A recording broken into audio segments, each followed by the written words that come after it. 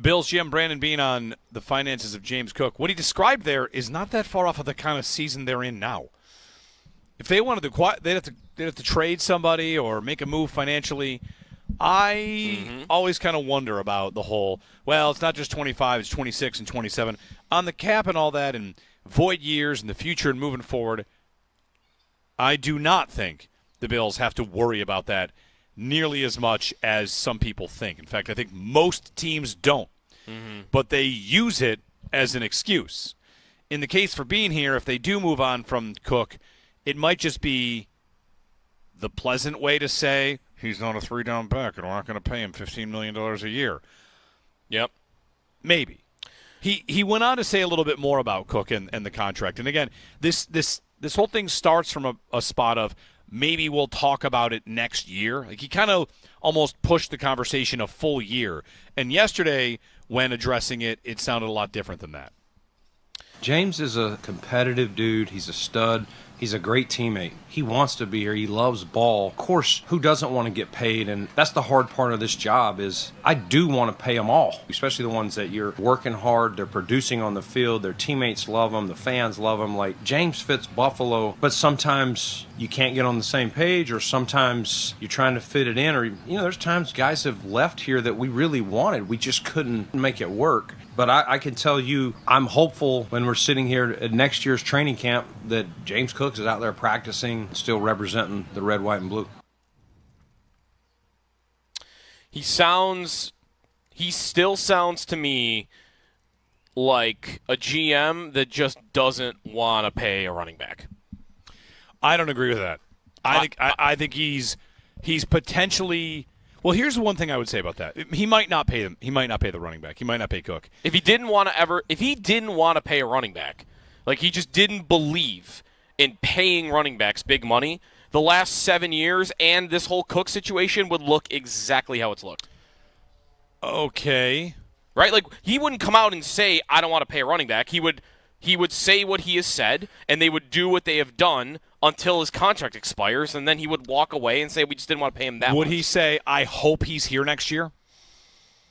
Yeah, sure. You would? You didn't say that about Gabe? He could. I don't think he ever said that about Gabe Davis. I mean, that's 2 years ago now. With Gabe, it was, hey, we're not going to negotiate in the media, and we love him, we love him, we love him. Again, you kind of have to remove the we love him. Right, because they say that about everybody. They say we love him about everybody. So, okay, let me go through and scratch out all the we love this guy. He's a stud. I mean, he went pretty far. He didn't dismiss this player. Mm-hmm.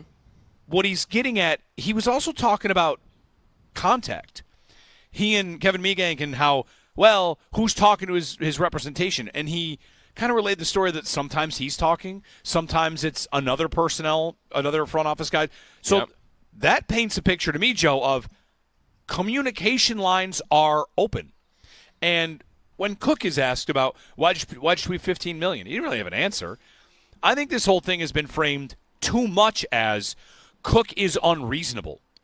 Cook is looking for $15 million. And he probably would play for 11, 12. I don't know. When Beane says, I'm hopeful he's here next year, they might have an offer on the table that's 11, and he says, I hope he takes this, but he's not going to say that number. Yesterday, Shope and the Bulldog were talking about whether or not what Cook has done here was worth it or worth anything. And I thought, well, think of anything else. If these athletes, these contracts, they are assets, they're commodities.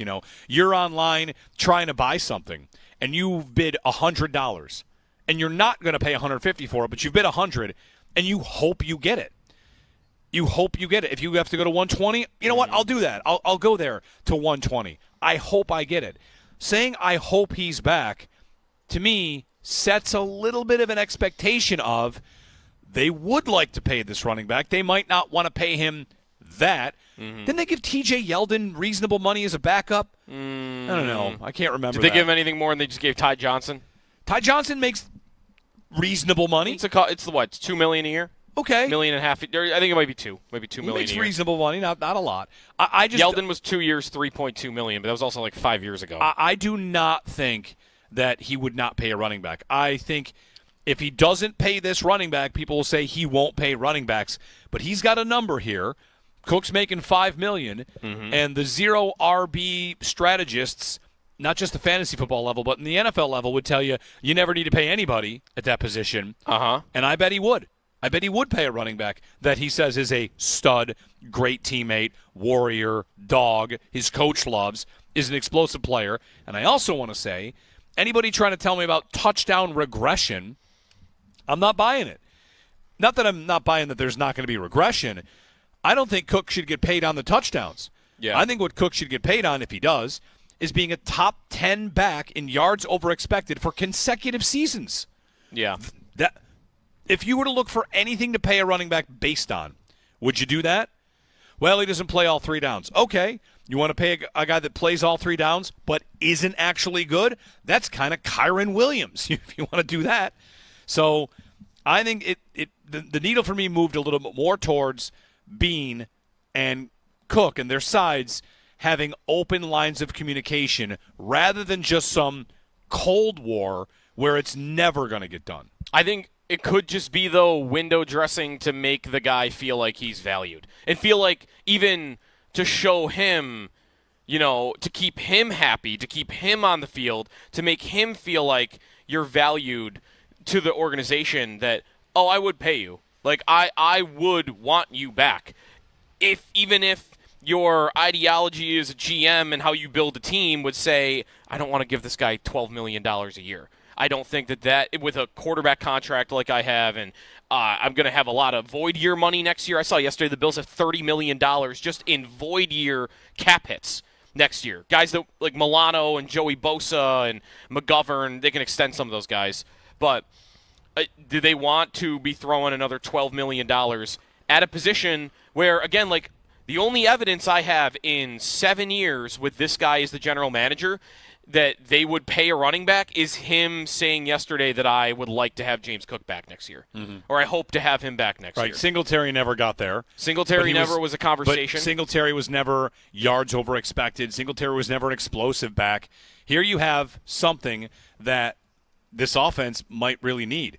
How many explosive players do they have? Cook, outside of Allen. Cook and Shakir, sure, okay. Like 1.5 of their receivers. 1.5, and maybe Palmer will find out. Yeah.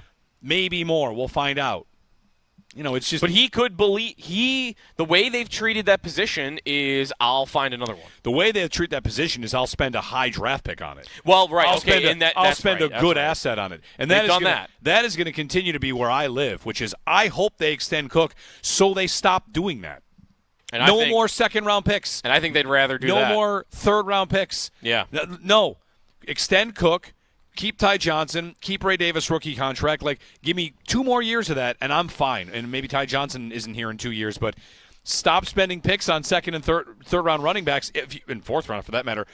All these this attention that had to be paid to the defensive line. There might have been some linemen in there that would have been better values. That's right. Because if the running back position is so eminently replaceable, then start spending day 3 picks on it. Yeah. 803-0550. I don't disagree with you. I just think that their history tells you they're more – I would tell you today they're more likely to use a day 2 pick on a running back than they are to pay James Cook. Pay James Cook what? Anything. To sign him to an extension. $8 million. Well, he won't take $8 million, so that's not gonna happen. That's the point. Like that's not a real offer to me. I could offer him $7 million, knowing there's a zero. I can go down to the car dealership and offer $10,000 for a Ferrari, right? But I know I'm not getting the Ferrari, so I'm not really even offering $10,000. $11 million a year. Would they pay 11? That's about the highest. My guess is that's about the highest that they are thinking about. Would you say I still think Cook is acting like that's not. I mean, that's what is that? 30% below what he's really asking for. It depends. 40% below. It all depends based on guarantees, right? Like if that's if he gets a 3-year, $45 million deal, that's 15 on the AAV and 22 is guaranteed. 2 years, $22 million. That's the tough part of it. Would you say he's more likely to draft a second-round running back next year than pay 111? No, that for 11, maybe I would say that the extension is. But I don't think Cook is taking that. Is that a Twitter poll? What's a better idea? $11 million for James Cook, or a second-round pick on a running back? Not that, and a second-round pick on a running back. Because I'll tell you, I think it's $11 million on James Cook and a second-round pick somewhere else. I won't say which position. We won't get into that right now. Sometimes that can be a sensitive subject, and they might not need it. Actually, they don't have any jobs open, especially if more pops off. 803-0550 and 1-888-550-2550. Maybe that ends up being line because Connor McGovern leaves, or could be a lot of things. They could need a center. They could need another pass rusher because in a year, their pass rushing room is the same as it was last year, but with Landon Jackson. Yeah, Bosa gone, Landon Jackson here. I mean, Bosa could resign, but if he does well, he might want some money, and you got to figure that out. Although if he's doing well, an extension is likely for him based on void years and cap hit and all that stuff. It's $8 million in void years if you don't pay him. Yeah. 803-0550, 1-888-550-2550. Give us a ring. It's training camp. It's day 2. Matt Bove joins us at 7, Sal Capaccio at 8. We're going to get to the coaches next week, so likely to sit down with Sean McDermott, Bobby Babich, maybe Joe Brady as we go through next week. So, we're here for a couple weeks. Stay tuned. It is Jeremy and Joe live from St. John Fisher. Get you some stuff around the league.